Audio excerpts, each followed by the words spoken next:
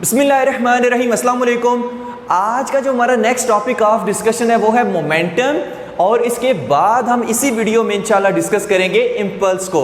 तो इससे पहले कि मैं आपको मोमेंटम की वो ढेर सारी कहानियाँ बताऊँ, मैं सबसे पहले आपको इसकी डेफिनेशन बताऊँगा, उसके बाद आपको इसका फार्मूला बताऊँगा, उसके बाद हम इसके प्रॉपर कॉन्सेप्ट की तरफ चलेंगे। तो सबसे पहले देखते हैं कि मोमेंटम की डेफिनेशन क्या होती है। तो the product of mass and velocity of moving body is called linear momentum, कि जो प्रोडक्ट होता है मैस और वेलोसिटी का, उसी को हम क्या कहते हैं कि ये हमारे पास लीनियर मोमेंटम होता है। अच्छा, लीनियर का वर्ड हम क्यों यूज़ कर रहे हैं? क्योंकि यहाँ पर हम उन बॉडीज़ की बात करते हैं जो स्ट्रेट पाथ में मूव कर रही है, ठीक है। और स्ट्रेट पाथ में मूव कर रही है अगर कोई बॉडी, तो उसके पास जो मोमेंटम होगा उसको हम कहते हैं लीनियर मोमेंटम, ठीक है। तो यहाँ पर इसका फार्मूला क्या होगा? P is equal to M V. Momentum, linear momentum को हम P से शो करते हैं, is equal to M V, M mass, V is the velocity. अब यहाँ पर वेलोसिटी क्या है? एक वेक्टर क्वांटिटी है। तो जो हमारे पास लीनियर मोमेंटम है ये भी क्या है? एक वेक्टर क्वांटिटी है। तो लीनियर मोमेंटम की जो डायरेक्शन होगी, जाहिर है वेक्टर क्वांटिटी है तो इसकी डायरेक्शन भी होगी, तो इसकी जो डायरेक्शन होगी वो वेलोसिटी की डायरेक्शन में ही होगी, ठीक है। अब इसकी यूनिट क्या होगी? इसकी यूनिट होगी, मैस की यूनिट क्या होती है? केजी, वेलोसिटी की यूनिट मीटर पर सेकंड, तो इसको हम कहते हैं केजी मीटर पर सेकंड, ये इसकी यूनिट होगी। और इसको हम ये भी कहते हैं कि इसकी यूनिट न्यूटन सेकंड है, क्योंकि न्यूटन की जगह जब आप इसको खोल के पुट करेंगे केजी मीटर पर सेकंड स्क्वायर, और टी की जगह हमारे पास सॉरी यहाँ पर आगे क्या है? एस है, सेकंड है, तो न्यूटन सेकंड हमारे पास केजी मीटर पर सेकंड ही बनता है। तो अगर आपसे कोई पूछे कि मोमेंटम की यूनिट क्या है, तो आप कहेंगे केजी मीटर पर सेकंड, या आप कहेंगे न्यूटन सेकंड, एक ही बात है, ठीक है, दोनों एक ही चीज़ को शो करते हैं।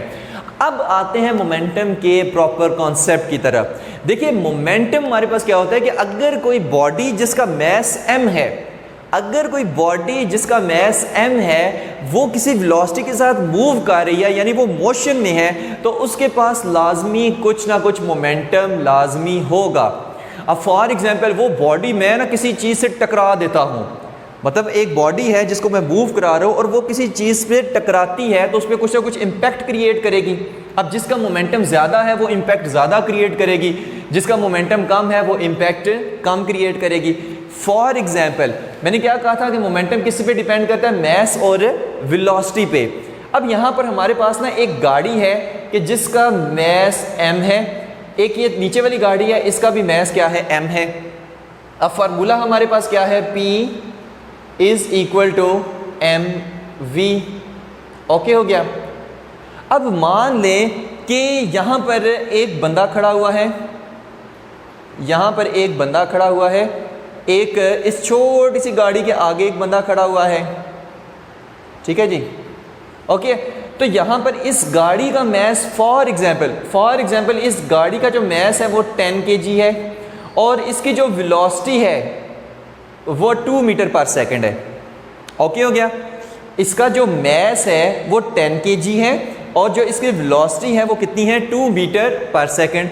इसी तरह ये जो नीचे वाली गाड़ी है, इसका जो हमारे पास मैस है, ठीक है, इसको अगर हम यहाँ पर हम फार्मूला लिखें तो P इज इक्वल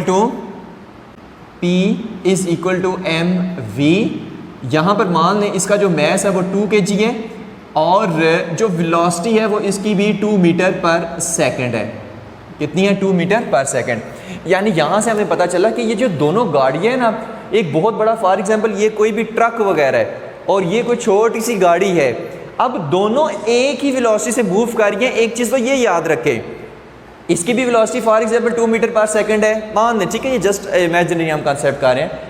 इसकी भी 2 मीटर पर सेकंड है और इसकी भी 2 मीटर पर सेकंड है, लेकिन फ़र्क किस चीज़ का है? इसका मैस 10 kg, इसका मैस 2 kg। फॉर एग्जाम्पल, वैसे इतना होता तो नहीं है, गाड़ियों का हज़ारों में होता है, लेकिन जैसे एक चीज़ समझाने की हम कोशिश कर रहे हैं, तो इसका मैस 2 kg है, ठीक है। अब यहाँ पर जब ये वाली गाड़ी इस बंदे के साथ टकराएगी, इसी तरह ये भी गाड़ी इस बंदे के साथ टकरा रही है, तो मुझे बताएं कि कौन सी जो गाड़ी है वो जब बंदे के साथ टकराएगी तो ज़्यादा नुकसान करेगी एक इंसान का। आप कहेंगे सर इसका मैस ज़्यादा है, इसका मैस 10 kg है, जब ये इस बंदे के साथ टकराएगी तो ये इस बंदे को ज़्यादा हार्म पहुंचाएगी, ज़्यादा नुकसान पहुंचाएगी, ज़्यादा इम्पैक्ट इसका होगा। जबकि ये जो गाड़ी है इसका मैस कम है, तो ये जब इस बंदे के साथ टकराएगी तो इस बंदे पे इम्पैक्ट कम डालेगी, इस बंदे का नुकसान कम करेगी। अब क्योंकि इसका जो मोमेंटम है वो ज़्यादा है। 10 2s are, इसका मोमेंटम है 20 और इसका मोमेंटम कितना है 2 2s are 4। अब इसका मोमेंटम 20, इसका मोमेंटम 2, तो इसका मोमेंटम ज़्यादा होने की वजह से ये इस शख्स पे ज़्यादा इम्पैक्ट करेगी, और ये गाड़ी इसका मोमेंटम 4 है, इसका मोमेंटम कम है, तो ये इस बंदे पे इम्पैक्ट कम करेगी, इस बंदे का नुकसान कम करेगी। यानी कि इससे हमें पता ये चला कि जिसका मोमेंटम ज़्यादा होता है वो ज़्यादा इम्पैक्ट क्रिएट करती है वो चीज़, और जिसका मोमेंटम कम होता है वो कम इम्पैक्ट क्रिएट करती है किसी दूसरी बॉडी से जब वो टकराती है। तो ओके हो गया। तो ये चीज़ इसमें याद रखिए। एक चीज़ याद रखिए कि इसकी वेलोसिटी भी 2 मीटर पर सेकंड मैंने ली है, इसकी भी वेलोसिटी 2 मीटर पर सेकंड ली है, दोनों की वेलोसिटी सेम मैंने ली है। ये नहीं हो रहा कि ये तेज़ चल रही है ये तेज़, दोनों सेम वेलोसिटी से चल रही हैं, लेकिन जस्ट मैसेज का डिफरेंस है। ठीक है, तो मैस यानी से हमें पता ये चला कि मैस ज़्यादा होगा, मैस ज़्यादा होगा तो मोमेंटम भी ज़्यादा होगा। ठीक है, मोमेंटम ज़्यादा मतलब इम्पैक्ट उसका ज़्यादा होगा। ठीक है, अब नेक्स्ट हम लेते हैं कि अगर हमारे पास मैसेज सेम है, P = mv, अब दोनों जो गाड़ियाँ ना वो सेम है, एक ही मैस की हैं। मान लें ये भी हमारे पास 4 kg की है, ये भी हमारे पास 4 kg है। फिर से बता रहा हूँ, वैसे तो ये हज़ारों kg में होती हैं, कोई 1000 kg या 500 kg इतने की ये गाड़ी होगी, लेकिन जस्ट समझाने के लिए एक चीज़ मैं अपने पास से वैल्यू ले रहा हूँ। ये 4 kg है और दोनों इस डायरेक्शन में मूव कर रही हैं। अब दोनों इस डायरेक्शन मूव कर रही है तो इस बंदे के साथ टकराएगी, ये भी इस बंदे के साथ टकराएगी। अब वो कहता है कि ये जो पहले वाली गाड़ी है, फॉर एग्जांपल इसकी वेलोसिटी है 6 मीटर पर सेकंड, और ये जो नीचे वाली गाड़ी है इसकी वेलोसिटी है 2 मीटर पर सेकंड। यानी अब मैसेज सेम है, वेलोसिटीज डिफरेंट है। अब वो कहता है मोमेंटम कैलकुलेट करो, किसका मोमेंटम ज़्यादा होगा, कौन इस बंदे को ज़्यादा नुकसान पहुँचाएगा। जो इस बंदे को ज़्यादा नुकसान पहुंचाएगा उसका जो मोमेंटम है वो ज़्यादा होगा, जो इस बंदे को कम नुकसान पहुंचाएगा उसका मोमेंटम कम होगा। पहले इसका मोमेंटम निकालते हैं। मैस कितना है 4, वेलोसिटी कितनी है 6, तो 6 4s are हमारे पास 24 आ जाएगा, यानी कि मोमेंटम कितना है 24। अगर हम इसका मोमेंटम देखें तो P = mv,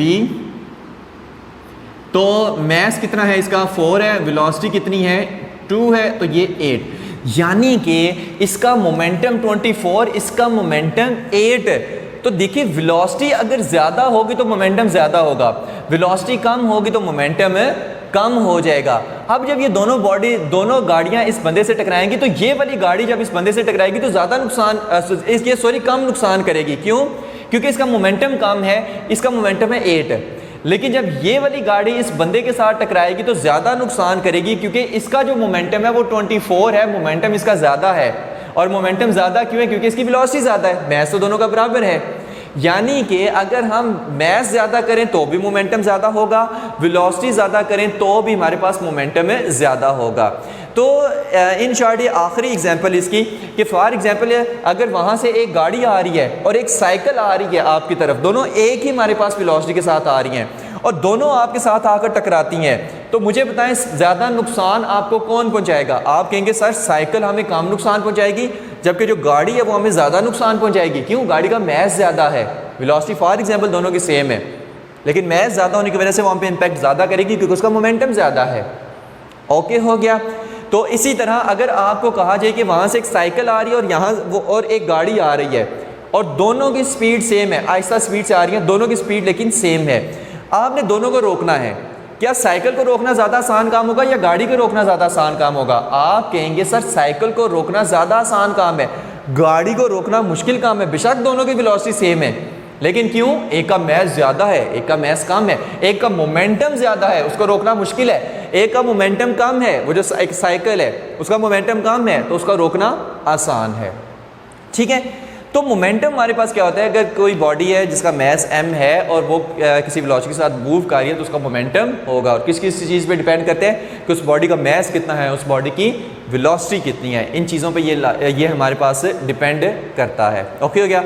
आखिर ये एक और एग्जांपल दे ही दें कि फॉर एग्जांपल ना हमारे पास एक पत्थर है और पत्थर आपने पाँव के अंगूठे पे गिराना है। एक्चुअल में नहीं गिराना, जस्ट सोच ले, पत्थर आपने पाँव के अंगूठे पे गिराना है और पत्थर का मैस चेंज नहीं करना, उतना ही पत्थर रखना है। तो यहाँ से अगर मैं पत्थर गिराऊंगा पाँव के अंगूठे पे तो नुकसान नहीं करेगा, फॉर एग्जांपल नुकसान नहीं करेगा।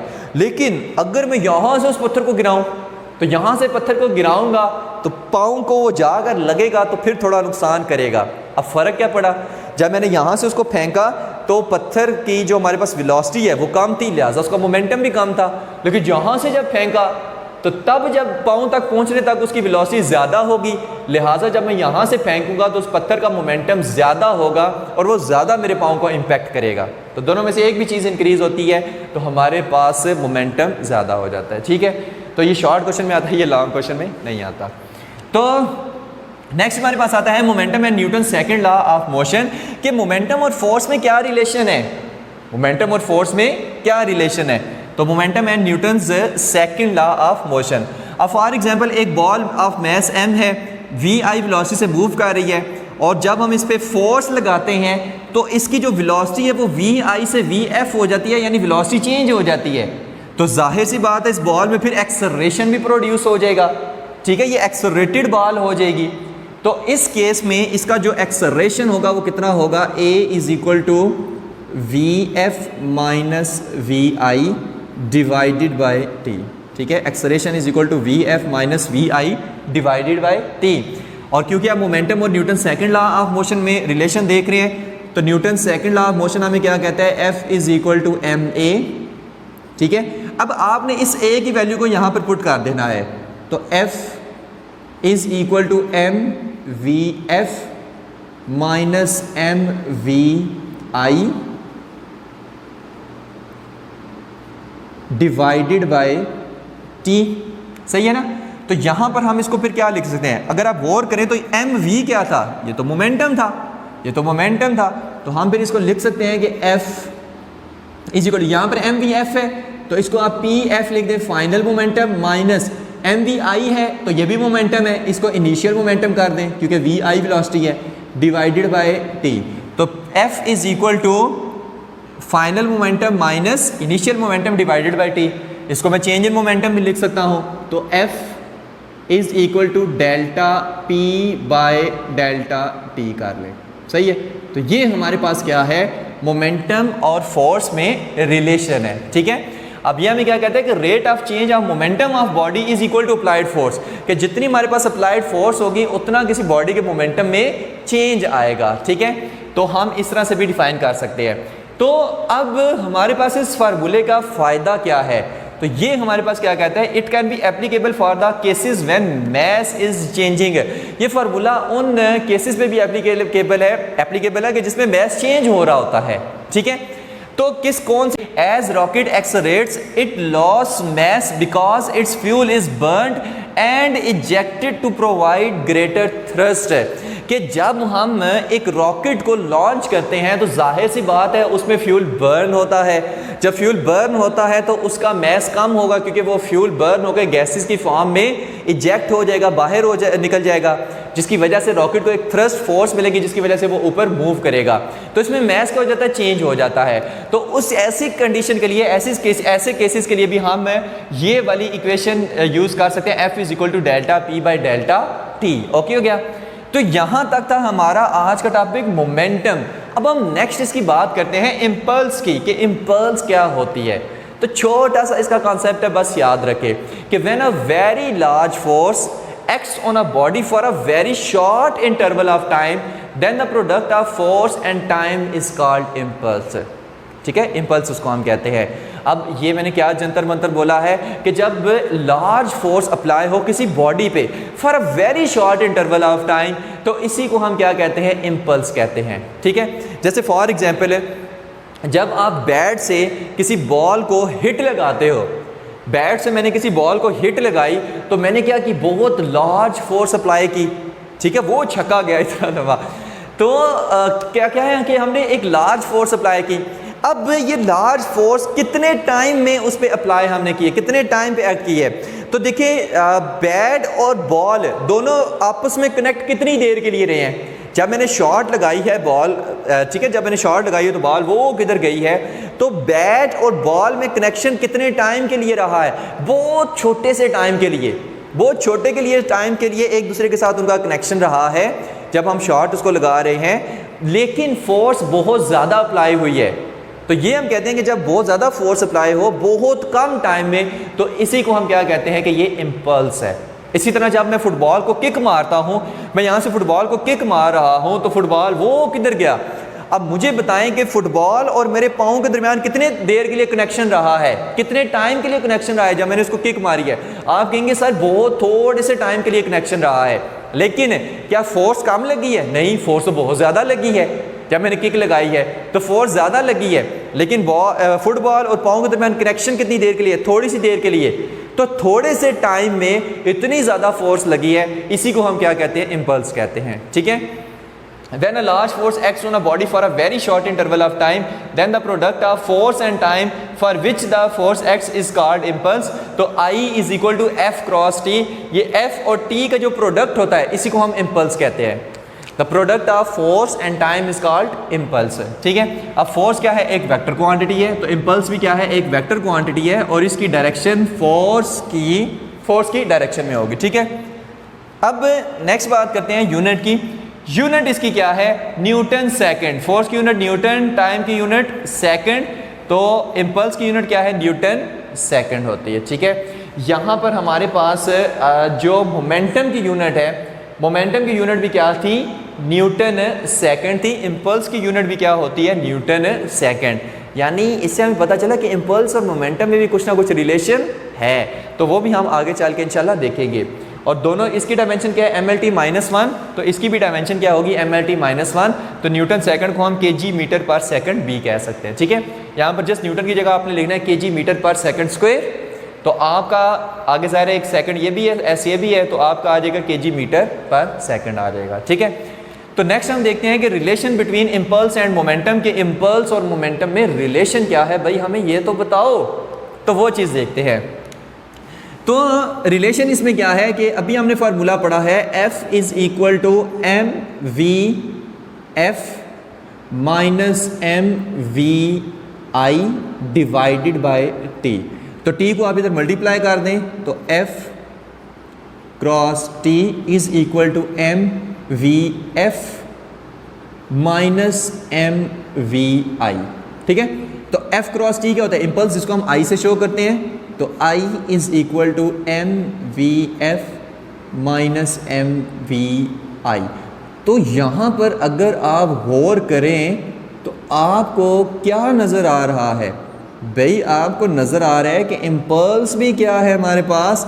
चेंज इन मोमेंटम आ रही है। I is equal to M V F minus M V I, क्योंकि F क्रॉस T क्या होता है? इम्पल्स I होता है, तो F क्रॉस T की जगह हमने I लिखा, M V F minus M V I उसी तरह।